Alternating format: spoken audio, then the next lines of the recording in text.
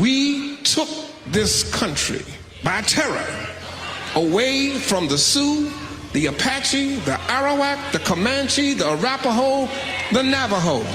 Terrorism. We took Africans from their country to build our way of ease and kept them enslaved and living in fear. Terrorism. We bombed Grenada and killed innocent civilians, babies, non-military personnel. We bombed the black civilian community of Panama with stealth bombers and killed unarmed teenagers and toddlers, pregnant mothers and hardworking fathers. We bombed Gaddafi's home and killed his child. Blessed are they who bash your children's head against a rock. We bombed Iraq. We killed unarmed civilians trying to make a living. We bombed a plant in Sudan to pay back for the attack on our embassy. Killed hundreds of hard-working people, mothers and fathers who left home to go that day not knowing that they never get back home. We bombed Hiroshima. We bombed Nagasaki. And we nuked far more than the thousands in New York and the Pentagon. And we never batted an eye. Comes to 37-year-old Renee Nicole Good being murdered in broad daylight in Minneapolis, Minnesota by masked ICE thugs. There's a lot of uninformed, straight up ignorant opinions floating around, the same comments over and over again. So let's squash it now, because people are saying things like, oh, well, she tried to hit him with her car. Well, she used the vehicle as a weapon. Well, he feared for his life. And I'm going to tell you that none of that matters. What matters is the law and policy. And what Department of Homeland Security policy clearly states is that ICE agents are not allowed to use their firearms to stop a moving vehicle. Now, there is an exception. There is an exception, and that is when the vehicle is being used to threaten deadly force. But even then, there's a condition on that. You still can't just shoot. There's another condition, and that is that there has to be no other objectively reasonable means of defense. Here's the problem. We know for a fact that there was another objectively reasonable mean of defense, because both agent that you see on the side of the vehicle that Renee was on used that. Let's watch the clip. No, shit. Did you catch it? They stepped out of the way. They moved their bodies out of the way and were no longer at risk of being hit by the car. As a matter of fact, one of the agents was still sticking his arm in the car. So clearly he always knew he could simply step back. That was their objectively reasonable mean of defense. And instead, one of the agents murdered that woman, because it's murder. You didn't have to do that. It was not necessary. And that's what the law requires, is the lethal force necessary. And no, it was not. So when he shot Renee in the face, he murdered her. And that is on camera. And I'm hoping that the state of Minnesota will make sure to prosecute this murderer to the fullest extent of state law, because we don't need the federal government for this. And when the jury is read the instruction of how to decide if this was a reasonable use of lethal force, they're going to be asked, was this necessary? And the video evidence is going to show that no, it was not, because they could, and they did, simply move out of the way. When it comes to 37-year-old Renee, good morning and welcome to another edition of Let It Be Known. Booker Square sounds like a prosecutor right there, presenting the final arguments to the jury. I am your host, Stacy Brown. Peace and love, everybody. I'm your co-host, Niele Anderson. And of course, there's a lot to talk about today, but the top story is, of course, what's happened in Minneapolis once again. But before Booker Square, you saw Reverend Jeremiah Wright, very once popular pastor coming out of Chicago. He's actually the Obama's former pastor and the inspiration behind Barack Obama's book, The Audacity of Hope. Jeremiah Wright inspired that book that pushed Barack Obama to national platforms in politics.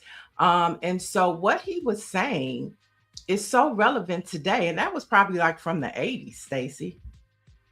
Well, here's really what folks might be the game changer in all of this. Um, and I saw this written somewhere last night. And this is what it says. It says white people waking up to the fact that the government can literally murder you in the street on live TV and call you a terrorist and walk away to a promotion and a bonus.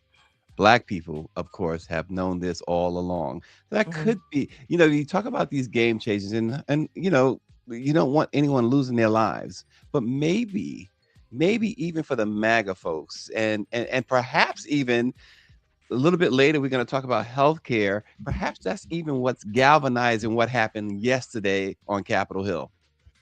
For sure.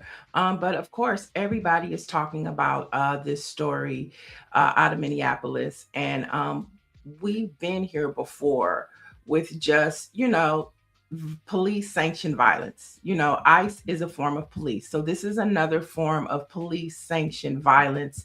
And it is just heart wrenching. I mean, yesterday felt like 2020 all over again. Well, here's the other thing too with this, and let's not forget, this was a single mom who lost her husband 2 years ago, has a 4-year-old, either a 4-year-old or 6-year-old, but a small child who is now parentless. Mhm. His grandfather was quoted, and I'm not sure where his grandfather lives. I do know his grandfather doesn't live anywhere near Minneapolis.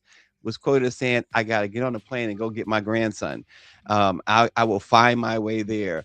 But this child now has lost both parents within 2 years, and we're talking about young parents. Mhm. And so we have such a callous um squad there in ICE, and we talked about this yesterday, and there's no getting around the fact that there are so many, and it's not just folks, understand, it's not just us here at Let It Be Known, black news outlets saying this. I've seen it in Politico. I've seen it in the Washington Post. I've seen it, in the LA Times. The people many people, not all of the agents, but many of the agents, certainly the agents that have been hired over the last year, most of them are without any law enforcement experience. Most of them are just Trump supporters who will do anything to please that man. This is not, this is not even a complaint. This is a fact. And many of them are just hateful, spiteful, and now you put a gun and a badge in their on their person, and this is what you get. This is exactly what you get. 100%. And there's nothing like having the facts about this situation. So joining us now is Minneapolis journalist from On Site Public Media. He's also an organizer for Minneapolis. Let it be known, family, welcome Toussaint Morrison.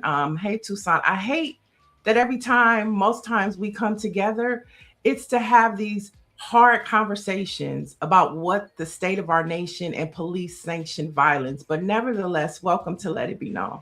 Thank you so much for having me. I appreciate it, Niele.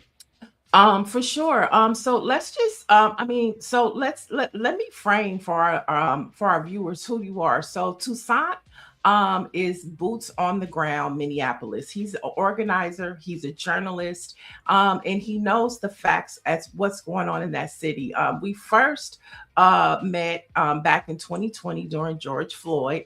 And I just want to just say thank you for the work that you and Nikema Levy continue to do when there are no cameras in the city, first off. Yeah. But talk to us about what the state of Minneapolis is today. We've seen the videos last night. We've seen the protests. Talk to us about what's happening right now in Minneapolis. Well, what's happening right now in Minneapolis is a general sadness. I wouldn't say defeated. I wouldn't say passive, but a general sadness and a very focused rage. Right now, it feels strange in the umbrella of a federal, dare I say that, a federal attack of federal agents bringing about violence, and that it feels somewhat I wouldn't say helpless, but it feels locationless. Usually with police violence, when you see people of color lynched, the ire of the public will be taken out on a police precinct. It'll be taken to a elected official. It'll be taken to anybody that is in tandem or connection with that police station or law enforcement. But when it comes to ICE, the only ire that people have been able to direct towards the location is the hotels that they're staying in. And then also basically towards Trump. And so it's been a general sadness, but also to have over 10,000 people come together for a vigil last night is something I don't believe I saw the same thing for George Floyd, but it's just a different. It's kind of the same thing for George Floyd, but it's a different feel. It's a different emotion right now. This is a state crime. I'm saying that because Orangey, for instance, is posting that this will be left up to the local DA and state AG to bring charges. Trump will pardon the ICE agent. Murder in a state jurisdiction, a city jurisdiction, is not a federal. Does it? Let me rephrase it. You're the journalist. I'm sure you know a lot about this. Because he's a federal agent, does that not mean, or does it mean that he has to be charged federally if he's ever charged?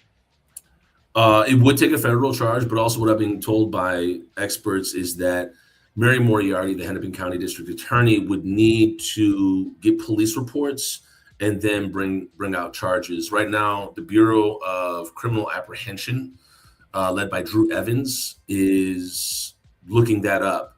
And there's not a whole lot of faith in the BCA bringing about charges to whoever this is. We have seen the BCA time and time again bring no charges to cops.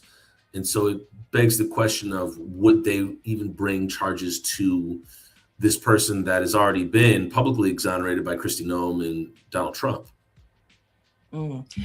So, a few things that are coming out. First of all, I want to say her name, Renee Nicole Good. Yes. And that's something that, within the Black Lives Matter culture, you say their name because their life mattered. But a lot of the things, so we saw you brought up Kristi Noem, and they're saying that, Nicole used her car as a weapon. We saw for our own eyes what happened, but they're also saying that she was an observer. And we know in protesting and organizing that term means something. So for our viewers out here, because when they see it on the news, I don't think a lot of people catch it. So I want you to do two things for us. Can you explain to us what it means to be a legal observer? And because we know that ICE flooded at least 2,000 agents within your city, and a lot of what's going on, was she an observer, number one? And then explain to us what that means. Well, a legal observer, as far as I'm concerned, is somebody who is just paying attention or documenting what is happening. And we also saw that she had her phone up or was having her phone up to document what was going on. That is somebody who's just taking account of what's happening. And there's no obstruction, there's no violence, there's no interruption at all. And when told to leave, she actually turned her wheels and left. And the question will be, or the question has already been presented by Trump and Kristi Noem, is that it's not even a question. They've already accused her of endangering the life of a law enforcement officer, which, as I saw, and there's different angles of it. I'll go back a little bit. When you're a legal observer and you're just there, and an officer tells you to move, and if you don't, they can then charge you with obstruction. If an officer grabs you and you present anything in your body that gives a force pulling back, that's called tensing. And that means that you're now resisting arrest. So when you're told to leave and then you leave, or you're told to get out of the car and then you say, no, I'm going to leave, there's precedent to say that she didn't follow their orders or this, that, and the third. The issue is that ICE has been telling everybody and their cousin to do what they say, show them ID under the auspices and threat that you're going to be sent to Louisiana or Texas to some torture camp. You're talking about U.S. citizens? Are you talking Yes. about? Okay. Yes. I mean, there was a U.S. citizen that was arrested here a few weeks ago, Somali man, and they arrested him, found that he was not that he was not without papers, and they had to send him back. But the whole point being is that when you're a legal observer, you are there documenting and taking an account of what's going on. Yeah, and you're right. And someone was at the airport, I believe, in Minneapolis just yesterday after this happened, and it was a black man of Somali descent who they pressed him for ID, but that tensing, your natural reaction when someone grabs you is to tense up, and so that's something that Toussaint, perhaps lawmakers should start looking closely at. If you're being grabbed unexpectedly too, expectedly or not, but certainly unexpectedly, you're going to tense up. So that's something on the books that needs to be looked at and perhaps changed, don't you think? 100%. And then also the big thing that I think a lot of people may not be privy to the phrase is called state created danger. So if the state starts a fire in a room and you start to move around because it's hot and they say don't move around or otherwise we're going to arrest you, and you move around, well, now they've created a scenario where you're moving around and now they can arrest you for it. There was literally nothing happening on the scene. There was nobody in any urgency. There was nobody at risk. There was nobody being hurt. And you have this outcome where somebody is shot, their life is taken in a completely unnecessary act of violence. And if anybody is going to levy any charges, obviously the federal level, they're not going to do anything. But it's going to take Mary Moriarty, the Hennepin County DA, to do something. And if Keith Ellison, the Attorney General, can do something. Tim Walz said just yesterday that he is going to make sure that justice, if it can be had, will be expeditiously put expedited through the process. So it's a strange situation to have somebody waving cars by, observing what's going on, and then suddenly be told to get out of the car. And within the seconds of that, somebody violently tried to open their car door, them turn their wheels and go away, and then be shot in the face while they're leaving. I want to for our viewers and people to know that there has been a rising tension in Minneapolis. We know that ICE has flooded your city with ICE agents. You have been documenting this for days before this incident happened. So there was a sense in the community that, ICE was taking over your city. So I want you to talk about, what has been going on to make a person like Renee and concerned citizens to say, hey, you guys are doing too much. Talk to us about what they're doing in your city. Yeah, I think the term doing too much would definitely fit what is happening. After they shot and killed Renee Nicole Good, they then went to Roosevelt High School and they started antagonizing and assaulting students. And the pictures that have come out of there, and this is me talking as, a South Sider. I come from the South Side of Minneapolis, and, there is a certain, there's a pride to every side of Minneapolis, but when you just pull up on the South Side and start grabbing people, the thing that I'm not surprised from the pictures is that there's groups of people around these ICE agents, basically telling them like, no, you can't be here. You can't just start grabbing kids or grabbing staff. They apparently reportedly arrested a staff member, somebody that was not affiliated with the school, and then just stuck around and began to antagonize kids. And that that is just a microcosm of what's going on. Outside of that, ICE has been pinpointing certain suburbs around the Twin Cities, places within the Twin Cities. They've also been working with the St. Paul Police Department.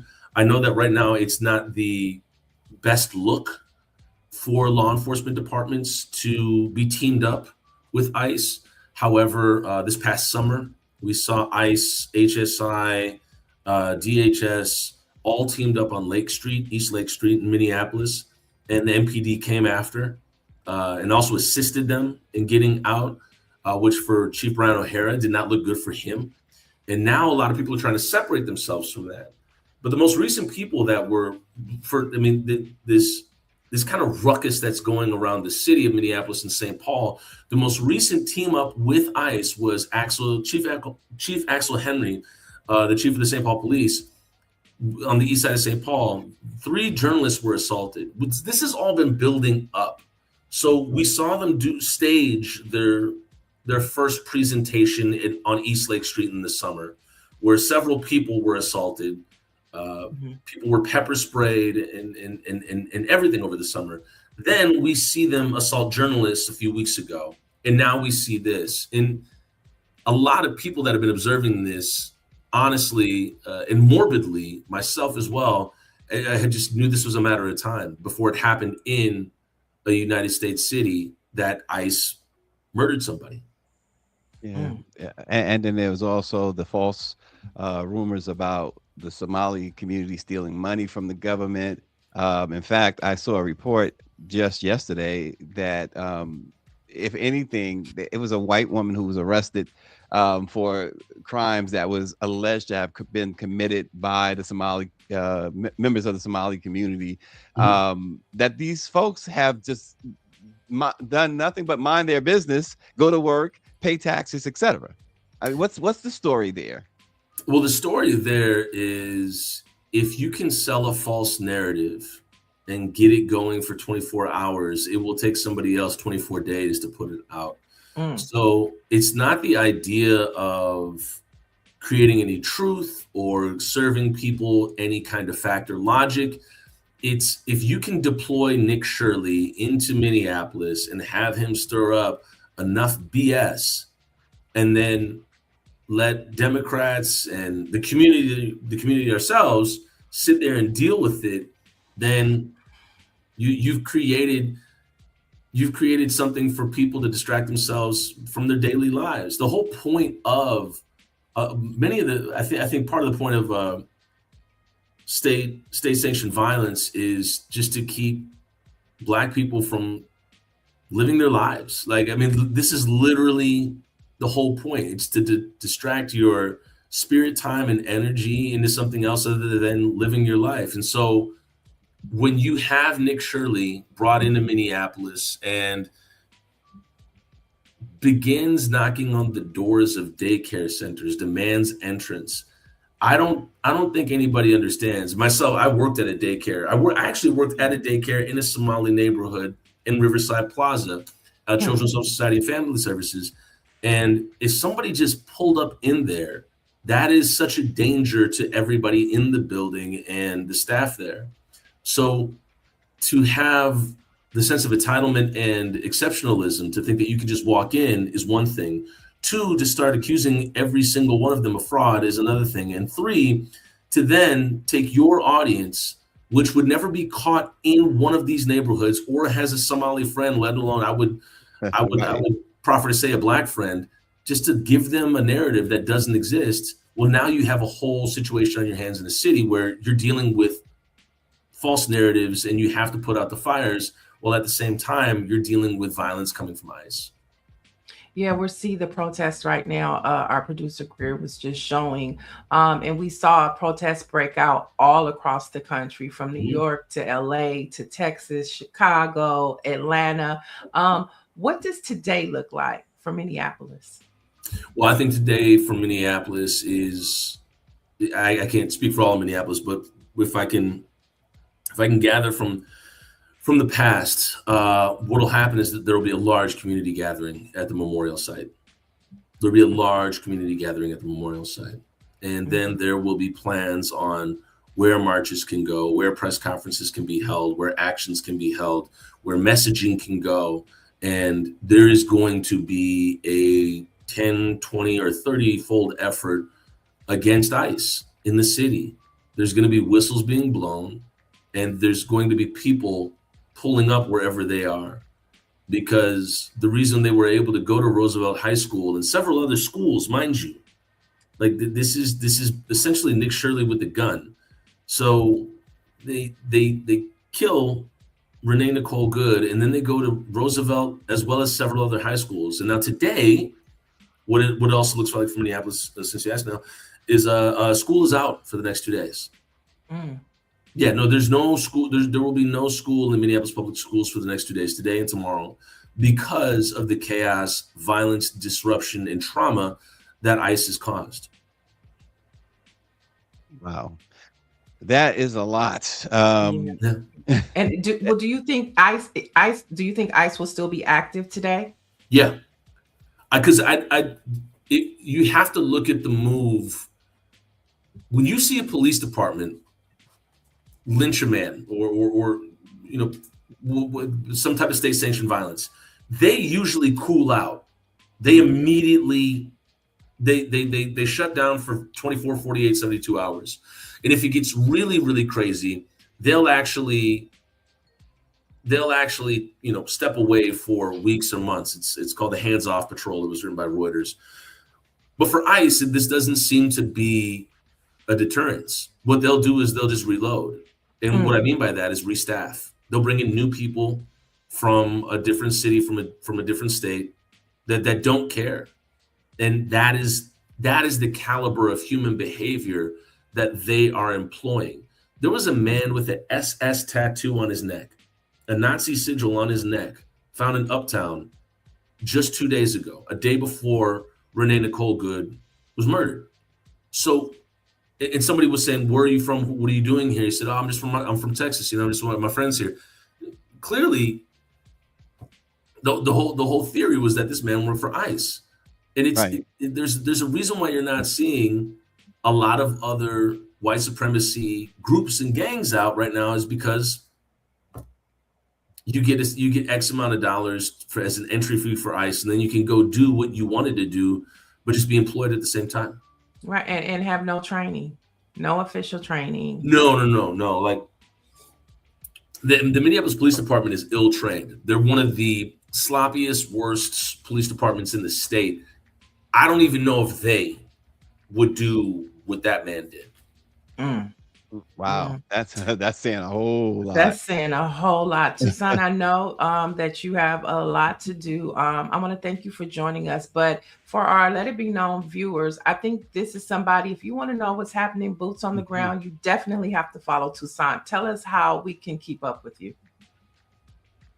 You can keep up with me at onsitepublicmedia.substack.com, or you can just type in my name, Toussaint Morrison, as you have it up there now, at Instagram, TikTok, Facebook, or YouTube. And Toussaint Morrison, that is a name that, man, you have to accomplish some great things, my man, because that's a tough one to live. I don't know what your parents was thinking. They set the bar high. Yeah, my father was a historian, so he was a big fan of Toussaint Louverture, who led the first successful slave rebellion and kicked the French out of Haiti. So, well, he's definitely living up to that name. I can testify to that. We're trying. Love the name. Thank you. Peace and love, and be safe out there, please. Yeah, you too. All right. Thank you. All right, Stacy, I think our next guest is in. So before we get to more headlines, let's go to Texas, where Texas lawmakers are advancing legislation to eliminate the Texas Workforce Commission's Civil Rights Division. Now, this will be the only state responsible for investigation claims, housing. So basically, the Civil Rights Commission investigates claims of housing, employment, and public accommodation discrimination. So if this bill becomes law in Texas, Texas will stand alone as the only state in the U.S. without a civil rights enforcement agency. Now, this is a shift that critics say is driven not by cost cutting, but by the political war on diversity, equity, and inclusion. So joining us now to further discuss what's happening in Texas as it relates to civil rights is Texas Rep. Ron Reynolds. Good morning, Ron. You're on mute, Ron. I was muted. Good morning. Good morning. I'm excited to be back on, and it's always a pleasure to be on this great show. Let it be known, I really enjoy it, and it's good to see you again too, Stacy. Rep Reynolds is always a pleasure. Right. And you just left Niele out. Isn't it good? Let me give Greer a shout it's out. fine, Stacy. It's fine. It's fine. Let's get into it. It's not about me. It's about Black folks' civil rights in the state of Texas, and this story continues to swell, Ron. And so, talk to us about what's happening at the state capitol in Texas as it relates to people's civil rights. Well, you were spot on in your opening. Unfortunately, Texas has been down a slippery slope over the last, I would say the last 10 years. I've been in the legislature now for 16 years, and I've seen a real, this is the MAGA era of conservative politics, where they started off with critical race theory. They went to book bans. Then they went to eliminate diversity, equity, and inclusion. And so this is the late, and we've had voter suppression when it comes to rolling back voting rights, strict voter ID. So this is a part of the playbook that really what we see is Project 2025. It's outrageous. When you talk about eliminating the enforcement division within the Workforce Commission to investigate discrimination in housing and public accommodation and employment, this is unprecedented. And Texas doesn't mind being the only state that would have this distinction. They want to do it. They want to be, look, we're more MAGA than Florida. We're gonna out, MAGA, whoever you name the state. We're that people. That's what they're trying to do. This is Governor Abbott and Ken Paxton, our Attorney General. They're all trying to pivot and go farther and farther to the right. And they use Black and brown people as political pawns. So this is great red meat for their base, but this is terrible for Texas. I want to say this real quick so your listeners know, you guys know this, but there are more African Americans in Texas than any other state in the country. We have the second largest Latino population. We're a majority minority state. This bill, this legislation would significantly disenfranchise and disproportionately impact African Americans and Latinos in Texas, and they don't give a damn about that. Yeah, Rep Reynolds, you took the words out of my mouth about the large Black and Latino population there. Are you seeing, well, let me say it this way. What can those people do? What are they doing? What can they do? What are they doing, Representative Reynolds? Well, here's what they can do. Well, first of all, I'm working closely with our Texas State NAACP State President, Gary Bledsoe. We're pushing back, raising the alarm about this. I put out information because a lot of people didn't even know this was a proposal. So I'm glad we're talking about this on your show. But what people can do is call their member of the legislature and tell them that this is discriminatory and this is on the wrong side of history. That's one thing they can do. The second thing they can do is we have a real important midterm election coming up in November where we can vote some of these people who are proposing this out of office. Governor Abbott is on the ballot. Lieutenant Governor Patrick is on the ballot. Attorney General Paxton is running for United States Senate. And so we have a chance to really change the landscape so that this bill can never pass. So elections matter. If people want to fight and stand up and make good trouble, then they can do that by going and making sure they're registered and that they're voting in record numbers and getting these people out of office that are trying to set us back. Literally, they're trying to take us back to dark days of Jim Crow. That's what I'm seeing. And that's what people can do. So this doesn't have to pass if people will come out and vote. Texas is we just said, a big state, the second largest state in the country behind California. And if people come out and register and vote, we have a chance to stop this legislation from ever passing. Okay, so you kind of answered my question, but where exactly is the bill at the state capitol? What So process is it in? so this is a bill that what they do is they work with organizations like the Heritage Foundation and other conservative think tanks to put these bills into motion. This bill would be, unless the governor calls a special session, it would be one of their top legislative priorities going into the next legislative session. We're not in session right now, and so this bill is they're forecasting again for their red meat for their base. This is the legislation that we would pass if you send us back. So Mhm. we have a chance right now to stop it in its tracks before it ever gets passed into law. There are other things right now that you guys have probably seen, eliminating the HUB program, the historically underutilized business program. Basically, that is the other piece that they're trying to get rid of, that would allow for minorities, women, and minority-owned businesses to have opportunities that they could compete for state contracts. This is going to be so catastrophic that they're trying to eliminate. Well, not trying. They are eliminating the HUB program. Other states call it Minority Women Business Enterprise Program, and so they're trying to do everything they can so that blacks are hurt economically, that you can't sue for discrimination. There's nobody to investigate it. There's nobody to enforce it. They're eliminating at the federal level. They're eliminating the Civil Rights Division within so many departments, including HUD and others. So basically, they're trying to take us back where you may be able to have a real discrimination claim, but there's no one there to investigate it or prove it or enforce it. And it's certainly the Department of Justice Civil Rights Division has been basically gutted under the administration. So this is gutted at the federal level, and Texas would say we're going to gut it at the state level. So there'll be no way for anyone to have any recourse if they were discriminated against in housing. And we know housing, there's still so many barriers when it comes to redlining and loans and discriminating against people. And Texas is saying, okay, yeah, so what? You're not. No one's going to be there to enforce it. That is how dangerous this is. It gives a green light to people to discriminate openly against Black and brown Texans. Representative Reynolds, two quick things. One, let everyone know what district you represent. And two, Mike V is asking about the Americans with Disabilities Act in the state. Are they at the very least honoring the civil rights of Black and Latino folks down there under the ADA? Yeah. Okay. So I represent House District 27 in the Houston area.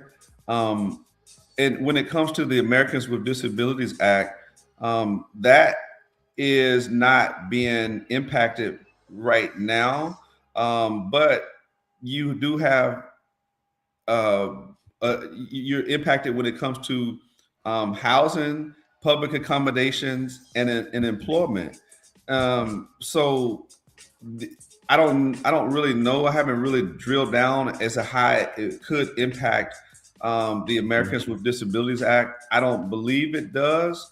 But well, if you think about it, Representative Reynolds, you said, as you said, and as the bill reads, well, as you know, the proposal is that you're going to eliminate the idea that there is discrimination at all. Well, and that's that true. would You're seem right. to include people with Well, disabilities. How can if I got a broken leg or no, some sort of disability, right? I'm glad you enlightened me on that. You're right. I mean, this would be discrimination is discrimination. So discrimination based on disability, you're right. That would be included within that at the state level. I mean, I haven't even envisioned that, but you're right. This is far reaching than just race or gender. This would we could even expand it to include age discrimination, because 100%. age discrimination is also prohibited under the Civil Rights Act of 1964. Discrimination based on race, age, sex, national origin, or disability. So that's all under Title VII of the Civil Rights Act, which you're right, fell under the a state statute or a civil remedy for discrimination on the state ground. So you're right, it would include that. So I mean, man, this is far reaching. So people aren't just being hurt that are black and brown, but the disabled and also people who are over 65 and over, they wouldn't have that opportunity to pursue an age discrimination claim. So you're right. It is far reaching, far more reaching than I really anticipated. When I was reading it, I was thinking, black and brown and, but also this would include Muslims. I mean, people, religious. This would, this is so far reaching. Yeah. I mean, this is bigger than I even thought about it. Cause I was looking at it from a standpoint of, the most black and brown, right? But particularly, just think about it, particularly if you are black or brown. This is, could you imagine a black person or a Latino person saying, oh, I was discriminated because of my age? It's like, okay, turn around and walk back out the door. There's nothing we can do for you. Right. Because, and also, as you guys know, they've gutted the EEOC, the Equal Employment Opportunity Commission. That's the federal. And so they've already gutted that. So basically, without this in Texas, people would have no recourse. At least in other states and in Texas currently, you could have a federal claim or a state claim. Basically, this would eliminate a state claim. That's what this would do, and you would be solely left at the the only remedy of a federal claim. And so this is a real dangerous. This would be very dangerous precedent. But we've seen an erosion of so many things over the last several years. And again, this is all under the umbrella of ending diversity, equity, and inclusion. That is everything that they're trying to do. That's why they said they're eliminating the HUD program, because they call it a DEI program. I know one of our viewers, David Youngblood, is asking, when you talk to your Republican colleagues, what do you say about the impact of gutting civil rights protections? I've had those discussions with my Republican colleagues. Clearly, they're in the majority in the House and the Senate. And when I'm talking to them one-on-one, they are sensible and like, well, Ron, I agree with you. This is not good. But then when they're saying, hey, but I can't go against it because I'm going to be, and this is what they all say, I'm going to be primaried. They're going to attack me, and there's no way I can defend it to my base. So they're beholden to not being statesmen, but they're beholden to a base that is going far right, that shows up in Republican primaries. They said they'll draw an opponent that they'll run to the right of them, and they'll be out of office. That's why they supported vouchers. That's why they supported other bad things, because they're afraid that Trump or the Trumpians are going to put them on blast for one bad vote. They got a Republican, they get a scorecard. Every vote, they rank the vote, and then a lot of times they're afraid to take a position because they believe that it could get them out of office. So they don't have the courage to be statesmen and to speak truth to power. They tend to cower and do what's politically expedient so that they can be reelected. So at the end of the day, the way to stop the bill is to participate in this year's midterms. That's the only way. Honestly, we can march, we can protest, we can put up press conferences and boycott and things like that. But unless we vote, unless we change the electorate in the state, we will not be able to stop this bill. Once this bill hits the floor, it's done. It's over with. I've seen this play out before. As soon as they file the bill, no matter how much Texans come out and say, we don't want this, we fill the Capitol, we march, we have all the media. At the end of the day, they just go vote and go home, and we suffer. So yes, the only way to stop it is to vote in November like your lives depend on it. We have upcoming primaries to decide who our nominee is going to be. We have a very exciting, one of my former colleagues, Jasmine Crockett, running for U.S. Senate. I hope that she wins. One of my colleagues that I serve with now, Representative Gina Hinojosa, is running against Governor Abbott. Another one of my colleagues, Vicki Goodwin, is running for lieutenant governor. So we have a whole bunch of people that are giving up their safe seats to run for higher office to basically take back power. So this will be a referendum. Do people want to be on the right side of history and fight for voting rights and civil rights and women's reproductive rights? Or do they want to support anti-DEI and more legislation like this? That will be what's up on the ballot in November. And I'm going to tell people that when I'm trying to rally people to get out and vote, this is what's at stake right here. Listen, the last thing I'll say is what Greer said. Greer says they should remove the wheelchair ramp at the Capitol. I think we can close with Representative Reynolds on that note. Yeah, I think that's a perfect way. But thank you for sharing with us what's at stake. It's important for people to know. Absolutely. Peace and love. Yeah, that's a public combination that I'm in favor of. Yeah, there you go. I love it. Peace and love. But this will be, we'll continue to have these conversations about what's at stake so that we can all help mobilize our families, our communities to get out and vote in the 2026 midterms. Yeah, and Dr. Marilyn, who is in Texas, she says no due process for federal workers, and they have stopped the union from helping us. Texas is the prototype, she says, for Project 2025, and more states will follow. Absolutely. For sure. Wow.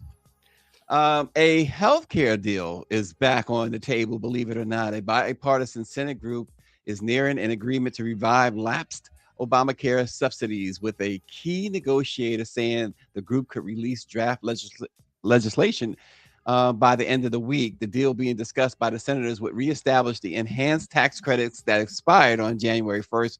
It will renew them for 2 years with new restrictions, including minimum premium payments and income caps. The developing agreement would pair that with new cost sharing reduction measures and expanding access to healthcare savings accounts. And also late last night, the House voted 221 to 205 to advance legislation extending the ACA premium subsidies, preventing millions of Americans from facing massive health insurance costs. There were 9 Republicans, Niele, who defied Trump and party leadership and stood up for their constituents. And I think it's important to note that those 9, could it be that they are seeing the chaos? They are seeing there's some humanity there within the MAGA groups? It's their constituents. At the end of the day, everything is transactional. We know that. It's the constituents in the districts that they live in. But this is also a huge win in that House for Hakeem Jeffries, because he is leading this charge. And so finally, Hakeem got a victory, and he was able to work across the aisle. So kudos to him. And I think, and you saying that, Representative Reynolds made a great point, and we've heard this. I've heard this in talking to lawmakers on the Democratic side and even on the Republican side. But specifically on the Democratic side, they've said, I talked to them one-on-one, and they're like, yeah, we're with you, but right. So Hakeem, as you said, Hakeem Jeffries working it hard across the aisle, but I think that the situations, not to take anything away from Jeffries, but the situation that we continue to see, the nonsense, there are actually some people who are human on Capitol Hill. For sure. And it takes strong leadership to be able to pull that out. So just as Mike Johnson is leading Trump's clan, Hakeem Jeffries and other lawmakers, because it takes a team, right? And being able to identify as a leader, Hakeem Jeffries knowing who has relationships with who, sending people to go talk to different legislators and finding out weak spots, soft spots. All of that plays into those 9 Republicans. And most importantly, it's the constituents. It's the districts that they sit in, and they could possibly lose their seats this year. That's exactly what RNG is saying too. So let's keep it going, folks. Let's keep it going. And we will continue weekly to have these conversations about what's at stake this midterm election. We know Trump is scared. He's scared and he's not scared because he has a plan B. He has a major plan B, C, and D. But most importantly, these are the things as to why we have to let people know how important. Every time we say this is the most important election of our lifetime, I think this time, this is it. Okay.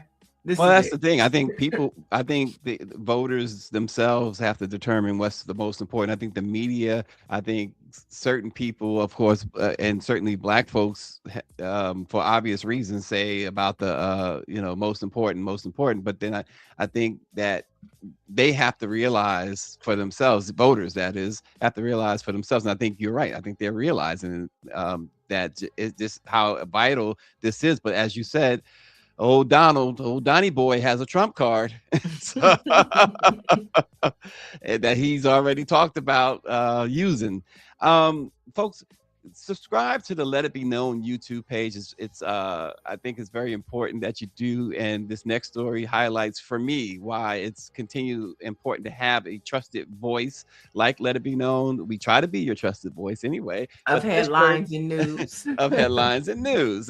But the Pittsburgh Post-Gazette, it's one of the big mainstream papers, a great newspaper, I will say, a fantastic newspaper, announced that it is ceasing operations. The family-owned company that operates the paper cited mounting losses and labor constraints, and its final edition will be published, they say, on Sunday, May the 3rd.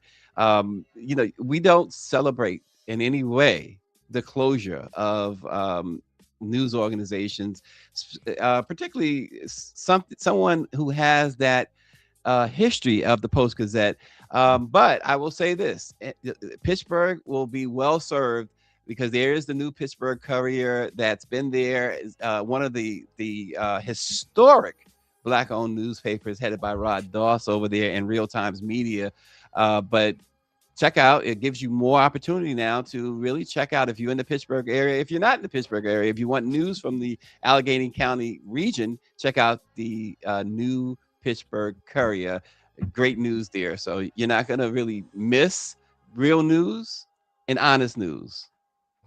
Yeah, I mean, and it talks too about how newspapers have to really intentionally get into the digital space, and not just the digital space, but YouTube shows and making sure you have a social presence, because that's what's driving media. I mean, if we know that most people are getting their information from their phones. So if we know these things, and I think this is the pivotal moment for print publications, is how well they adjust and adapt. Because look, even television, they had to adapt to social media. Look at how they are in our news feeds. And so I think that is where some of our most trusted news sources are falling by the wayside, because they just have not been able to integrate into a social digital space. Yeah, absolutely. And ironically, TV is suffering right now because the internet is TV. Right. Yeah, 100%. 100%. The Trump administration has scrapped plans to feature Ruby Bridges, Frederick Douglass, and a women's right coin holding a Votes for Women flag. And they're doing this on the U.S.'s 250th anniversary commemorative coin. Now, as America's 250th anniversary coins begin to circulate, outrage is growing over who has been left out. Now, what remains is a narrow vision of patriotism. This is who the Trump administration decided to move forward with, and then dismiss women's rights, Ruby Bridges, and Frederick Douglass. Check this out. They're doing George Washington representing the Revolutionary War and the nation's founding. They're doing Thomas Jefferson representing the Declaration of Independence. They're doing Abraham Lincoln representing the Civil War and the Gettysburg Address. They're doing James Madison representing the U.S. Constitution and the framework of American government. And they are idealizing a Pilgrim couple representing the Mayflower. Okay. And they're saying this is what America is. We're not getting into DEI.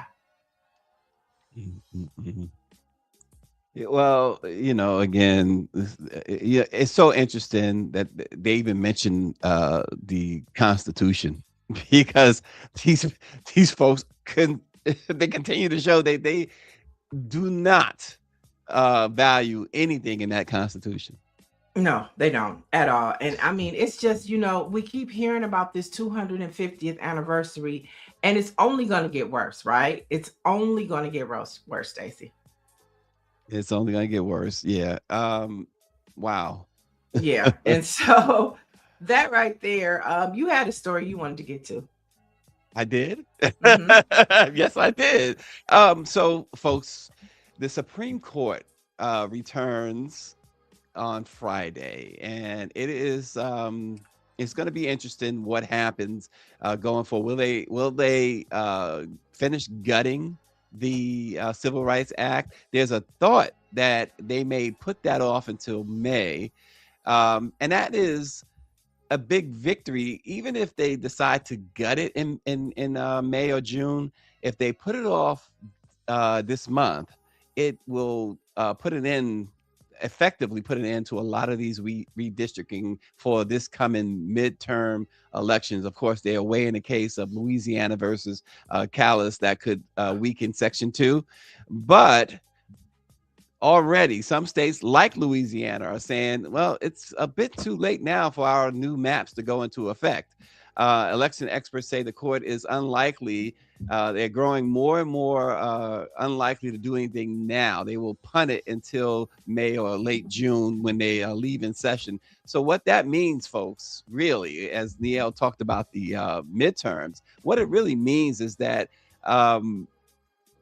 Black lawmakers who this redistricting is threatening to remove their seats, they will still have their seats for this coming midterms. They will still have the votes for this coming midterms. And what it really means is that if the Democrats do win, they will have a window, albeit a small window, to undo some of the stuff that has happened, because they will then have the votes in both chambers. That is the hope anyway, that they would have the votes in both chambers. And of course, if they have the votes in both chambers, the primary function, as Donald Trump said himself, the primary mission would be to impeach and remove the current administration. Let's do it. Let's do it. Here's a little tidbit of good news too, Stacy, to follow that. The House Oversight and Government Reform Committee has approved subpoena requests for Les Wexner, the longtime friend and client of Jeffrey Epstein. Now, the committee also voted to subpoena Darren Endike and Richard Kahn, Epstein's lawyer and accountant, plus American businessman Neville Singham and journalist Seth Harp. Now, this move shows the House Oversight Committee could continue to find itself at the center of efforts to reinvestigate the Epstein case. And of course, this comes as the Justice Department continues to play with the American people and Congress with releasing these files. They say they have over 1 million more pieces of documents to release. Yeah, they do. But the Oversight Committee, Republicans and Democrats, are moving forward. And when they subpoena, because the subpoenas have been approved, when they have these committee hearings, prime time. Let's go. Let's get it. Let's go. And let's go. Can you imagine? Can you imagine Trump when he finds out, or if he's found out about this? Can you imagine? Because somebody's going to talk. Yeah, it's you know what? It's not about him finding out. He knows. He knows. It's a matter of whether or not it goes public, right? It's going to go. The committee hearings are going to be public. Mm-hmm. That's what I'm saying. He's more concerned with than people than revelations, because it's been revealed how deeply intertwined he is with Jeffrey Epstein. Yeah, and we know that people, they might not read those files, but those clips, we were just talking about news and clips. Those clips are going to be everywhere.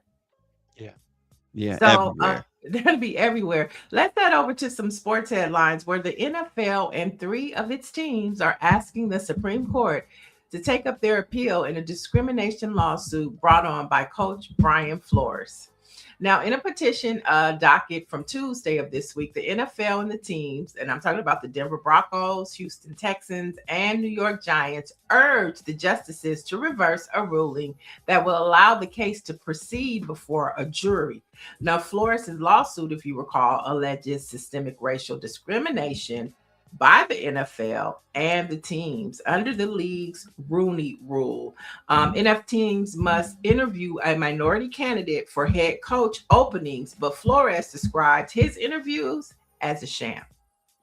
Yeah, and what he did was he, revealed something that, everyone, if you follow any type of sports, you don't even have to follow sports, but we knew that it was something that was going on when the Rooney Rule was instituted. Great. They have to interview minority coaches for every opening. They have to. But you had to understand, as wrong as it is, it would be these perfunctory things. It would be these just because I have to type things. And I believe Mr. Flores, the interview most likely was just that, a sham. They probably called them in, asked them a few routine questions and said, we will consider your application. Yeah, and tossed it in the trash. So we were talking about what is it called? Massacre Monday, the NFL, where all the coaches got fired. This right here may make that Rooney Rule more powerful this time around. And Black coaches and minority coaches and leadership may have a better chance because of this case. Right. They may. Yeah, I see where you've gone with that. And you might be right with this lawsuit hanging. Now, I don't expect the U.S. Supreme Court, especially these three owners, to go against them. I don't. It's like them going against Trump. Tish over in with the Giants and Houston and Denver. These are MAGA people. Those are their own. So I don't anticipate it, but strange things do happen. But more than that, what you're saying is, while this is going on, and because it's now in the news the way it is, the all these job openings, somebody will be inclined to say, I better get me a Black coach. For sure. Or general manager. Manager, yeah. And finally, DMX. This is such a great story. DMX is said to be posthumously ordained as a minister. Give it up for the X.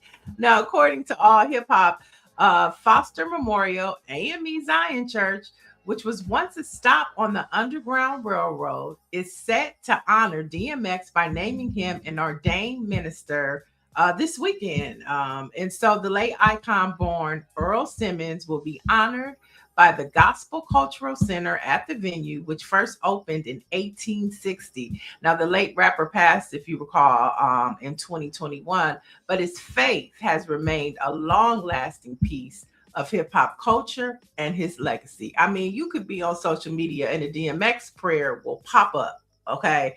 And so I think this is great for him. I think this is good. But okay, I don't understand why. He's dead, unfortunately. That's why it's posthumously. No, I get it. But what does that? How do you ordain someone? What's the point of ordaining someone as a minister posthumously? Is what my question is. What's the point? I mean, I think it's good for young people. His prayers still circulate. I understand that part, but you have your pastor, right? I love it.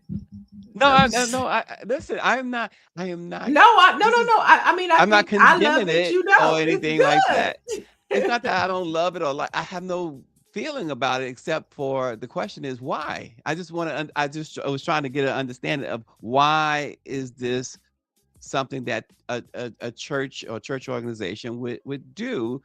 I understand, like Catholics say that, not that I even agree with this, but they will say somebody in sainthood or whatever, right? After they're dead or whatever. This is the same thing. So this is what this is? Yeah. Okay. Same thing. Okay. No, see, we learn something every day. I mean, but you knew that. That's why you. No, I did not know that. As I talked about it. Well, as I talked it out. Right. Okay, you talked it out. There you have it.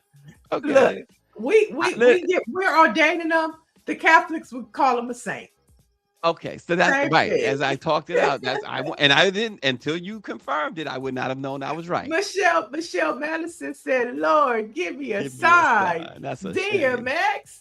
I mean, I just think that DMX would be one, and I hate to say it this way, but he would get high and then he would pray. I mean, that's a mixture, but hey, in the words of Sugar, see, Daddy, sinners have souls too. And DMX, I just think this is good for the culture. And a lot of people, he was one of the dopest and illest MCs because of his vulnerability, because of his challenges, but also because of his faith. And so if they're doing this for him, why not? Donald Trump wants the Nobel Prize. Give ordain DMX. He had the most distinctive voice there was ever. Yes, in hip-hop. yes. And I also, I don't know if you guys have ever seen that Ayanna Van Zant clip. It is the most funniest thing because she's telling him to give up drugs, and he was like, "Why? I think God sees me. He sees who I am. Why?" So, very challenged life, but also a man of faith. And you find tons of those types of people in the Bible. So DMX, I don't know, but they was drinking wine. They was drinking wine. They could have been. We don't know what they called it back then. Yeah. Greer, you No, popped in? I was just recalling that episode because, one of the things that she was trying to do was help him reunite with his son. And, DMX was a very smart man, right? Because despite what we may feel about it, or even what that argument may have looked like, what he was suggesting was that if there is love between me and my son, that this should be unconditional, right? He was talking about unconditional love despite, and I mean, it was a very painful moment between a father and a son, certainly, but also someone that was a true poet struggling with his demons, right? And, I don't know. I just remember that that was probably one of her most viral moments of Fix My Life. That was one of those. That's one that would definitely go down in the books when DMX was on a young. I agree. I totally agree. But but just seeing him in this vulnerable way, and as violent as it was, he still appeared to be in control of his mind. Saying that was just such a deep thing. I'm sorry, it just brought back when you brought that. I'm like, yo, yeah. Now guess what I would be listening to all day today? Yeah, absolutely, you are. That'll be my soundtrack today. But let's jump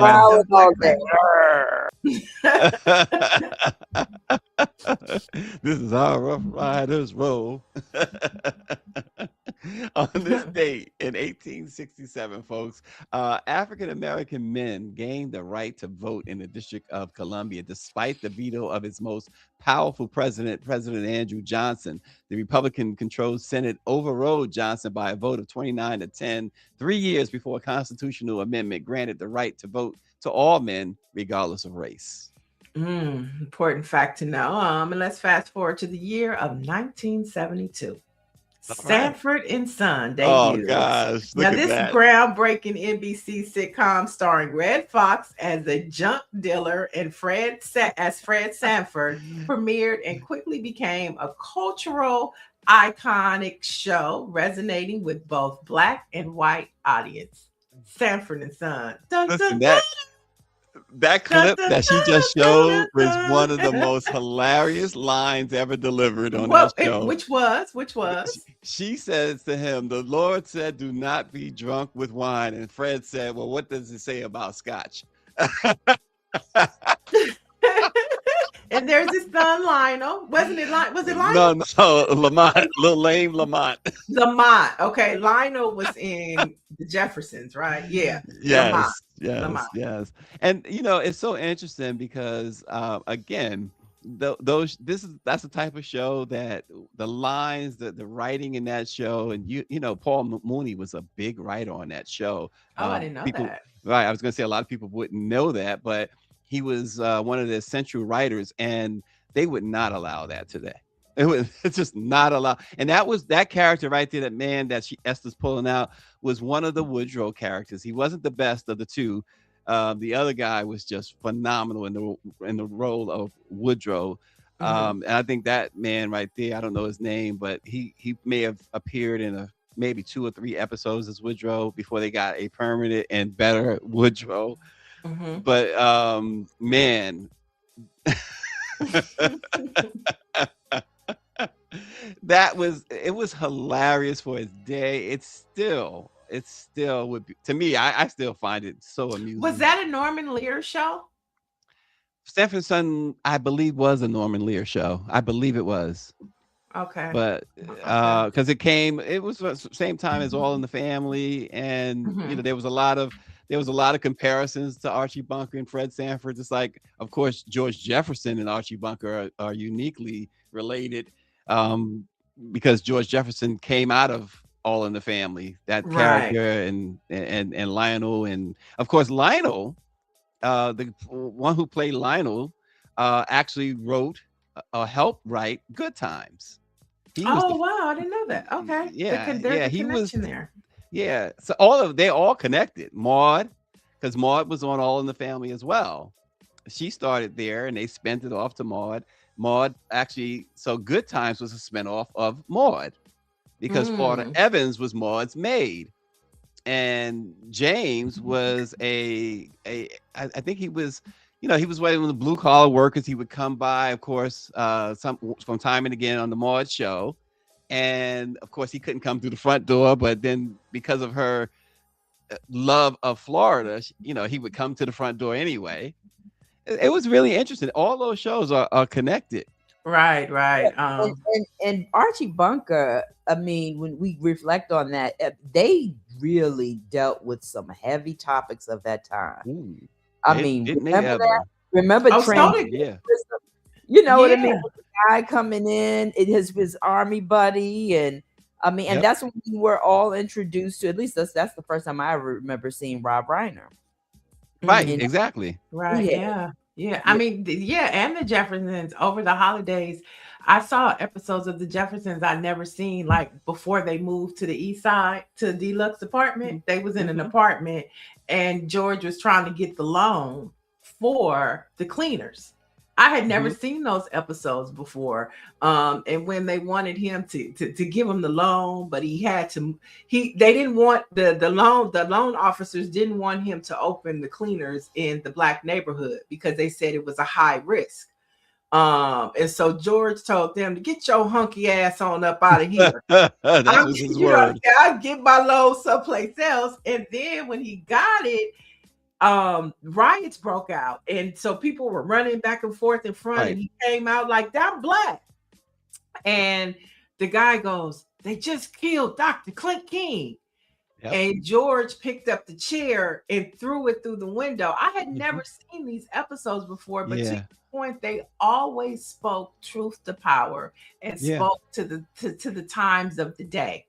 I love unapologetic. Too. Unapologetically, I love Carol O'Connor in the sense that when even at that time in the 70s, early 70s, when he was playing Archie Bunker, a very racist person who hated not just he didn't not hate it because he allowed a lot of stuff to go on with Lionel and stuff. He liked Lionel, but like he saw Lionel as a boy. Carol O'Connor in the 70s would give television interviews, and he would talk about how horrible racism is, and he would break stuff down. And Carol O'Connor, a lot of people don't realize this, he adopted Howard Rollins, the Black actor, in real life. He adopted him legally. Well, who was that actor? Who was he played? So I can. So many might remember Howard Rollins from In the Heat of the Night, the television series. He was the lead detective there under Carol O'Connor's Chief Gillespie character. And Howard Rollins also, most my age anyway, might remember from Ragtime.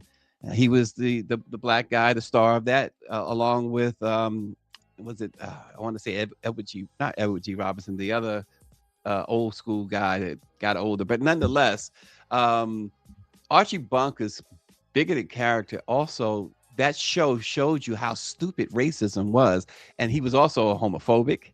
He was also, he was a, that's him. Okay, from I know Ragtime. him. Yes, that's it. That's Howard Rollins from Ragtime. Yes. But thanks, Square. All in the Family, a very progressive, person during that time.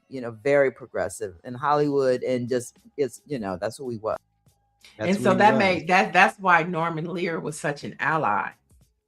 Because he was a white man, telling Black stories in a true and rare form, which was great for the culture, right? It was great for the culture and for people sometimes to see themselves.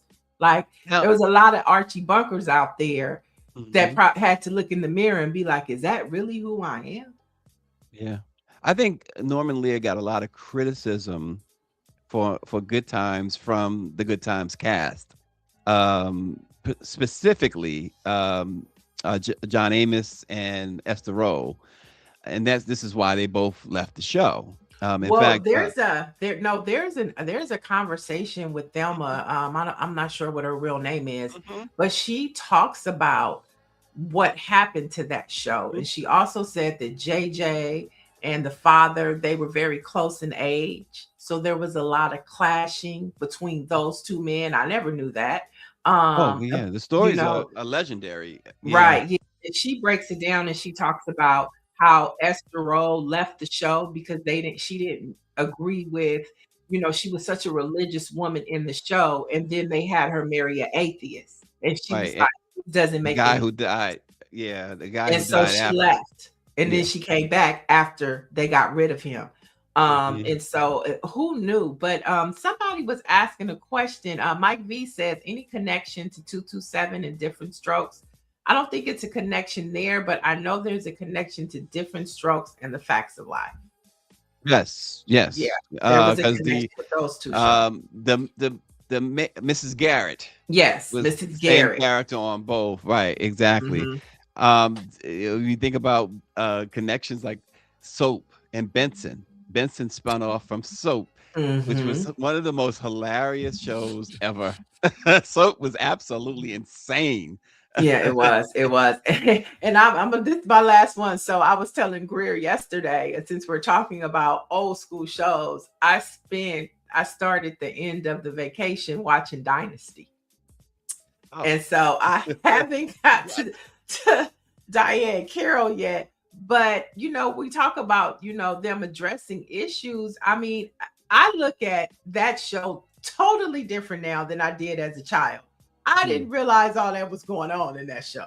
Yeah, and remember watching soap operas, especially nighttime soap opera, that was a family affair. You know what I mean? Friday nights, Thursday nights, you had Dynasty, you had Dallas. Dallas was with Knots Landing. Flamingo Road. Yeah. Listen, and remember the big deal with Dynasty was Diane Carroll being the half sister of this white man, right? Okay, see, I'm not there yet. See, I didn't know that. I don't remember. I look at it. I didn't realize. With my clothes and no, girl. I had no idea. Girl. I had no idea that Joan Collins was sleeping with women. What? I didn't. Yes. The butler threatened her. Was I saw your escapades while you've been away. Sleeping with lonely women. I was like, what? And then the son was gay. That was gay, right? The son was gay. And then Crystal, the secretary. I didn't realize she was the secretary. And then the daughter, Fallon. I'm telling you, it's on Tubi, y'all. Like V says, there was no internet, so Black folks had to come together in front of that TV. He's so right. Yeah. And that was a big deal about that character being a gay man, because that was the era of AIDS. And Yep. anytime you saw a Mm. character on That was the TV, beginning of that era too. yeah, you're right. Early in that era anyway, I should say. Absolutely. But whenever you would see a gay, it was always controversial when you would show a gay character on TV, you know, and especially white I men. didn't even know they did that back then. Oh, I yes. didn't know. But Yeah, and he was actually bisexual, but I think he was gay, but I think he played with his sexuality because of his father. Well, you remember Billy Crystal played a gay I was character about in to say Soap. on Soap. Right. I was going to say that. Really? Yeah. Yes. Yeah, he was very gay. Right. So everybody acting new. I mean, come on, y'all. But it wasn't that those characters were always, it was clear that they were on the fringes of society, right? It was very clear. It was a very clear thing in showing those characters that there was something that was considered deviant about those characters, and they were tragic characters, even in comedy. Right? Even in comedy, they were tragic. Right, because they were always there. Well, the son is the character. He's not happy. You can see like there's something inside. He's just not happy. He despises his father because his father killed his lover. You know what I'm saying? So yeah, I totally agree with you on that. But if you want to see all of these shows that we're talking about, you can just go to Tubi. They're all there. They're all on Tubi? They're all on Soap, Benson, Dynasty, the Jeffersons. I'm not sure about All in the Family, but most Sanford and Son, they're all there on Tubi. Yeah, just briefly going back to that conversation about the homosexual characters and stuff like that in the early into the Dr. Maryland, there was a lot of talk about Sherman Hensley. He never admitted, I don't think he ever publicly admitted that he was gay, but it was one of those Luther Vandross type situations. After he died, you found out that, his caretaker was a man or his partner was a man for a long time. And, then folks said, yeah, he was gay, et cetera, et cetera. But, Mike says the hair and makeup and shoulder pads. Yes, the hair. White women would never today wear their hair like that.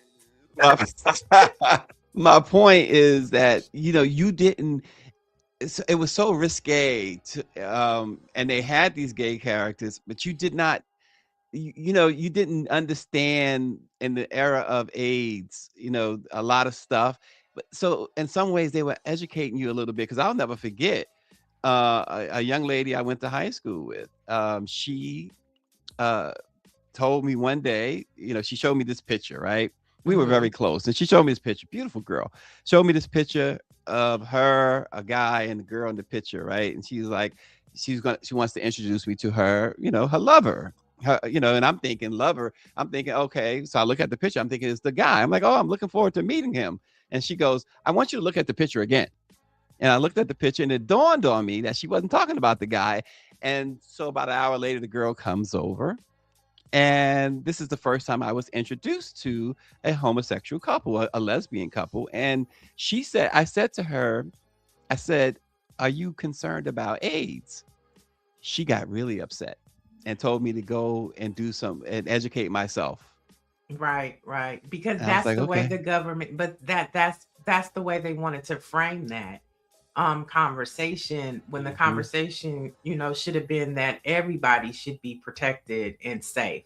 But they wanted to make it a taboo type thing. And I mean, we know, we know, but at the same time, you had so many down low people that it was spreading. And so to just make it an isolated to gay men was a horrible thing to do. But and not to just to, I guess to lighten things up a little bit. You did not know that Sherman Hensley was gay after seeing him on social media.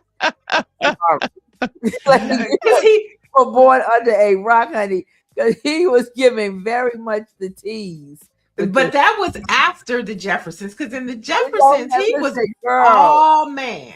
Yeah, in the Jeffersons he was all man. But I'm just saying, by the time he came out with that disco record, no shade. I'm just saying. I had forgotten until recently, Greer, that he did put out that record, because I came across that video maybe a few months ago for the first time. I don't remember seeing it in the past.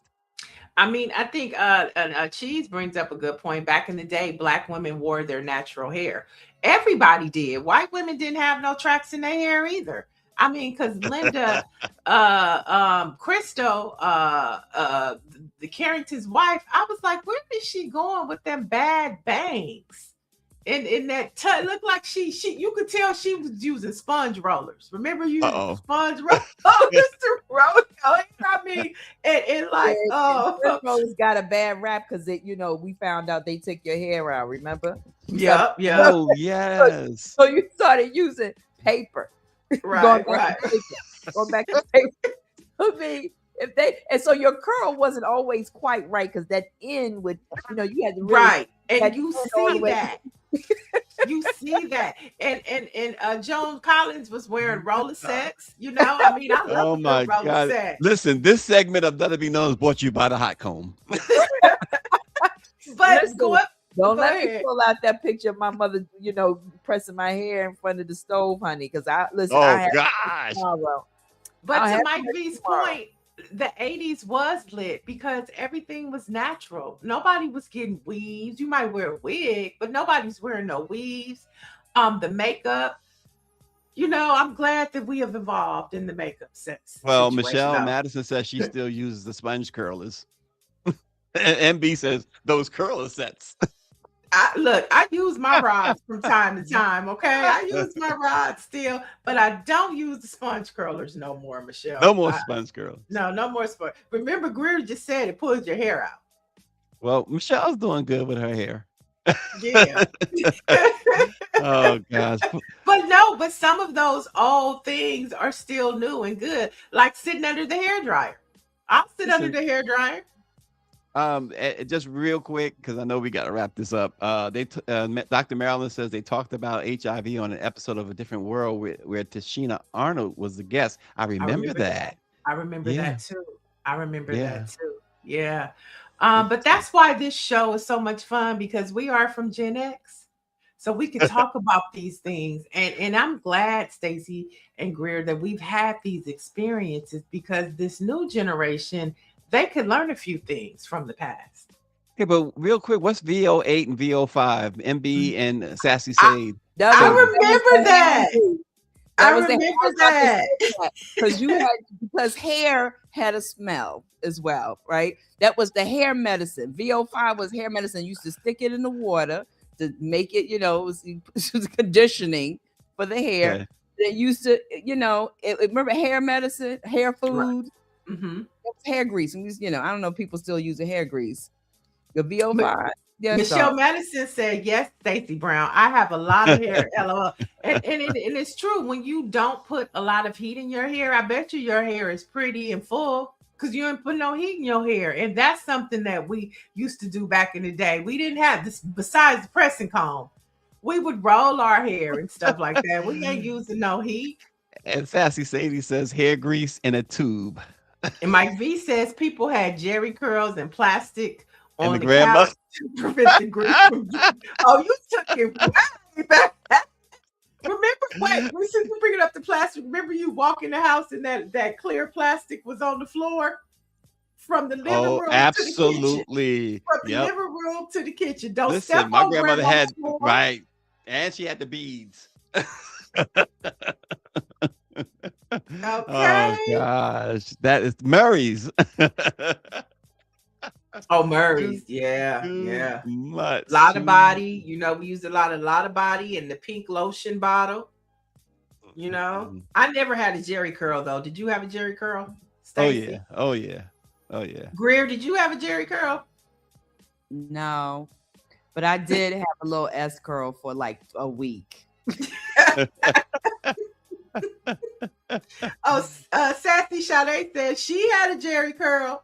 Let me tell you something. But LA kept that curl going for decades. Longer than it should have been. It was decades. Decades, baby. Decades. Yeah. And the jerry curl had a smell. I'm gonna tell you why. I'll tell you why I did it.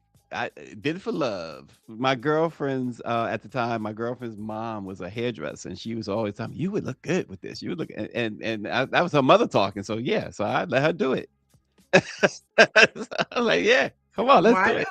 Now, All right. he brings up a good point. See, when we talk about anything but politics, you can sit at the table.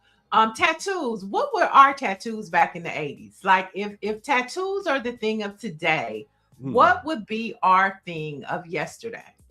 Tattoos were really taboo because that's what I'm saying.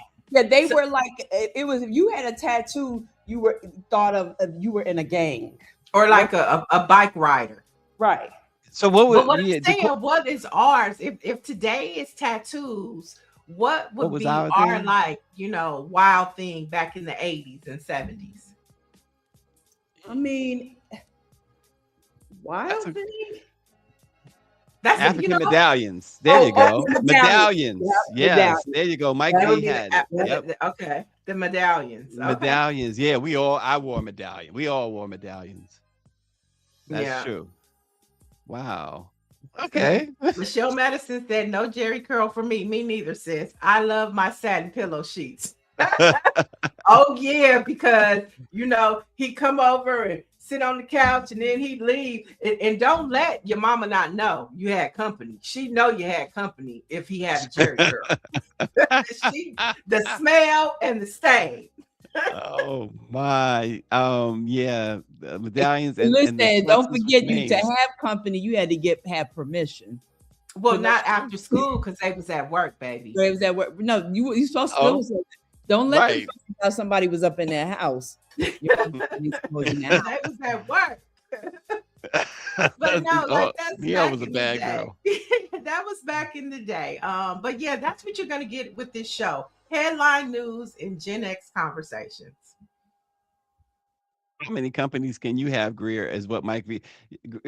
Whatever company she had to get permission. That's the bottom line. Oh, we man. all had to get permission. Yeah, that lady across the street was telling. So, listen, we all had a Miss Cat on the block that was going to tell everything. We all had it.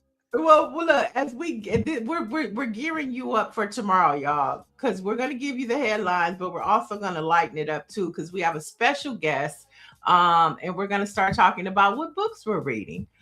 So you definitely want to check us out tomorrow. That means I'll be more of a viewer than a participant. I ain't reading no books.